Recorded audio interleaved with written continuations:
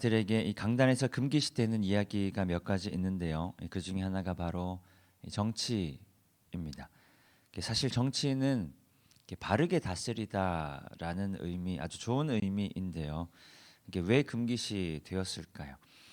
이런 우스갯 이야기가 있습니다. 예수님이 아무리 십자가에 달려 돌아가셔도 정치적 견해는 양보하기가 힘들다. 정치적 견해는 하나가 되기가 어렵다는 말이죠. 그만큼 우리나라 사람들이 자신이 가진 정치적 견해를 굉장히 방어적으로 고수하고 있기 때문입니다. 누구 할 것 없이 대부분의 국민들은 자신의 정치적 견해를 양보할 생각이 없습니다. 네, 저도 마찬가지고요. 그리고 여기 앉아 계신 아마 모든 분들도 그러할 것입니다. 자신과 다른 정치적 견해를 이해하고 포용할 만한 마음의 여유도 별로 없습니다. 요즘에는 많이 사라지기는 했지만요.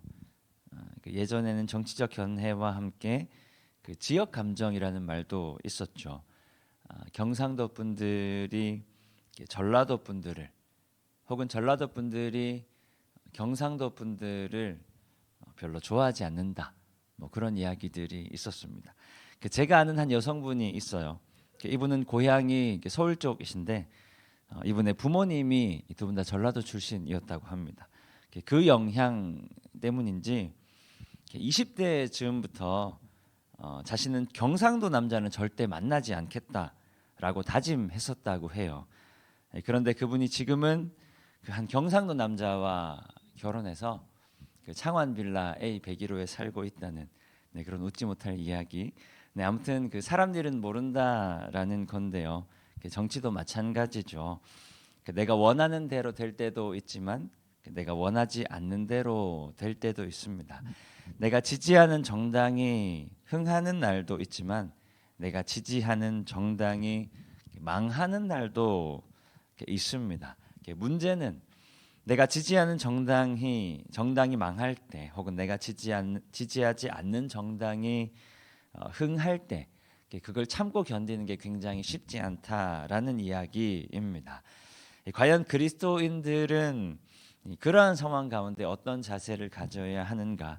로마서 13장은 소위 바울의 국가관이라고 불립니다. 그리스도인들은 국가를 어떻게 바라보아야 하는가? 그리스도인들은 권력을 어떻게 바라보아야 하는가? 그리스도인들은 권력의 중심에 있는 사람들, 곧 위정자들을 어떻게 바라보아야 하는가? 오늘 보면 1절 말씀인데요. 우리 한 목소리로 함께 읽겠습니다. 각 사람은 위에 있는 권세들에게 복종하라. 모든 권세는 다 하나님께서 정하신 바라. 그 위에 있는 권세라고 하면 소위 위정자들을, 그러니까 정치인들을 떠올리기 쉽습니다. 그것도 틀리지는 않는데요.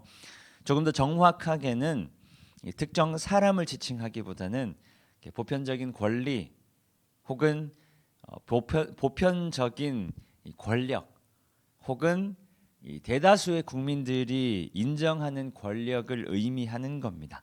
그러니까 그 대통령이 있잖아요. 우리나라에는 대통령을 맡고 있는 사람을 이야기하기 이전에 대통령이라는 자리를 이야기한다라는 겁니다. 대통령이라는 자리를 세워서 나라를 다스리게 한 것도 이 대한민국 사회가 합의한 거죠. 그리고 그 자리에 특정 인물을 선정해 세우는 것도 이 대한민국 사회가 합의한 것이다. 뭐 그런 이야기죠. 그러니까 대다수의 국민들이 동의하고 세운 권력을 존중하고 마음을 다해 순종하라. 바울은 이야기하고 있는 겁니다.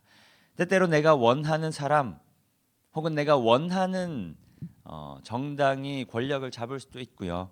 또 그렇지 않을 때도 있습니다. 또 정책이 나에게 유익이 되는 방향으로 흘러갈 때도 있고요. 그렇지 않을 때도 있습니다. 그런 것과 관계없이 기본적으로 마음을 다해 순종하라. 한 가지 오해가 있을 수 있는데요. 특정 권력에 대해서 옳고 그름을 떠나 무조건 다 옳은 것으로 받아들이라는 말이 아닙니다. 비판할 수도 있고요. 그리고 반대된 의견을 이야기할 수도 있는데 나를 포함한 대중들의 합의에 의한 것이어야 한다라는 겁니다. 그리고 원색적인 비난은 피하라는 말입니다. 왜냐하면 모든 권세는 모든 권력은 하나님께서 정하신 것이기 때문이다라는 겁니다. 그러니까 대통령을 포함한 위정자들도 마찬가지고요. 권력자들이 권력에 마음을 다해 순종해야 한다라는 것, 그리고 모든 사람들이 권력에 마음을 다해 순종해야 한다라는 것, 다스리는 자들이나 다스림을 받는 자들이나 이 모든 것들을 자기 마음대로만 해서는 안 된다라는 말입니다. 다스리는 자들이나 다스림을 받는 자들이나 다스리는 자들은 자신들의 권력이 하나님께로부터 그리고 국민들에게로부터 온 것임을 기억해야 한다. 그리고 다스림을 받는 자들은 지금 나를 다스리고 있는 권력이 하나님께로부터 그리고 나를 포함한 내가 살아가고 있는 이 사회의 모든 국민들이 합의한 것임을 기억해야 한다. 왜냐하면 모든 권세는 모든 권력은 하나님께서 정하신 것이기 때문이다라고 이야기하고 있습니다. 마태복음 22장을 보면요. 세금을 내는 것이 옳으냐는 바리새인들의 질문에 예수님께서 이렇게 말씀하시죠. 가이사의 것은 가이사에게 그리고 하나님의 것은 하나님께 바쳐야 한다라고 말씀하십니다. 하나님을 섬기되 지금 우리가 살아가고 있는 사회 질서에 순응하고 또 존중해야 한다라는 이야기죠. 또 마태복음 17장에 보면요. 그리스도인의 세금에 대해서 베드로에게 이렇게 말씀하십니다. 27절 말씀 한 목소리로 함께 읽겠습니다. 그러나 우리가 그들이 실족하지 않게 하기 위하여 내가 바다에 가서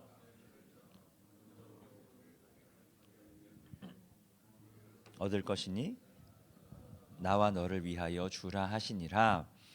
하나님을 섬기되 사회의 질서를 거스르지 말라라고 이야기하는 거죠. 그리고 그것을 넘어 하나님을 섬기고 있기 때문에 그리고 내가 그리스도인이기 때문에 더 사회의 질서에 순종하고 순응하라라고 이야기하는 겁니다. 왜냐하면 다른 사람들로 하여금 나로 인하여 실족하지 않게 하기 위해서 사회를 살아가는 나의 행동이 누군가를 향한 복음의 통로가 되어야 하는데 오히려 복음의 걸림돌이 되지 않도록 사회의 질서에 순응하라는 겁니다. 그래서 예수님께서 베드로에게 이렇게 말씀하시죠. 나와 너를 위하여 주라는 겁니다. 사회가 나에게 요구하는 사회가 그리스도인들에게 요구하는 일정 부분에 대해서 사회를 위하여 주는 것이 아니라 모든 권력은 하나님께로부터 온 것이니 그리스도인으로서 하나님의 사람으로서 이 복음의 통로가 될 나와 너를 위하여 사회 질서에 순응하라라고 말하고 있는 겁니다.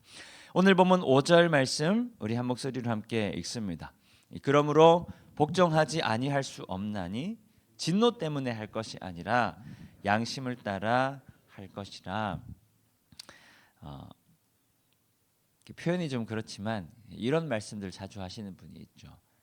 내가 더러워서 한다라는 말씀들 이제 자신의 뜻에 맞지 않게 흘러갈 때나 이 정치를 바라볼 때 그런 말씀들을 하시는 분들이 종종 계신데요. 우리가 더러워서 하는 것이 아니라 그리스도인으로서 그리스도인의 선한 양심으로 따라가는 것이다. 우리가 속한 사회를 살아갈 때 우리가 속한 이 나라를 살아갈 때 그리고 교회도 마찬가지죠. 우리가 교회를 다니다 보면 이 교회의 방향이 내가 원하지 않는 방향대로 흘러갈 때가 종종 있습니다. 여러 가지 행사들이나 교회가 운영되어져 가는 방향들이나 교회도 회의를 하죠. 그런 회의들을 거쳐서 정해지는 것들이 내가 원하지 않는 방향대로 흘러갈 때도 있습니다. 그러나 그럼에도 불구하고 순종하라 하는 겁니다. 우리가 더러워서 순종하는 것이 아니라 양심에 따라서. 왜냐하면 나의 행동을 통해 예수 그리스도의 복음이 이 교회로, 나의 행동을 통해 예수 그리스도의 복음이 이 사회로 흘러가는 것이기 때문입니다. 내가 지지하는 정당이 흥하든 망하든 내가 가진 정치적 견해 때문에 복음의 통로가 막혀서야 되겠는가? 예수 십자가 복음보다 내가 가진 정치적 견해가 더 중요해서야 되겠는가? 나를 통해 복음이 흘러가는 것보다 내가 가지고 있는 이 생각, 내가 가지고 있는 이 방향이 더 중요해서야 되겠는가? 우리가 기억해야 할 것, 하나님 우리를 대한민국 국민으로 살아가게 하셨다라는 것. 하나님 우리를 시흥교회 교인으로 살아가게 하셨다는 것. 하나님 나를 통해 이 나라를 사랑하기를 원하신다라는 것. 하나님 나를 통해 예수 그리스도의 피값으로 세우신 이 교회를 사랑하기를 원하신다라는 것. 하나님 우리에게 주신 이 선한 양심, 이 그리스도인의 양심을 따라, 하나님 우리에게 주신 이 복음의 능력을 따라 하나님 우리에게 이 복음의 통로가 되게 하신 것 기억하며 하나님 세우신 이 나라, 그리고 하나님 세우신 이 교회를 오늘도 사랑하는 우리 모든 성도님들 되시기를 축복합니다.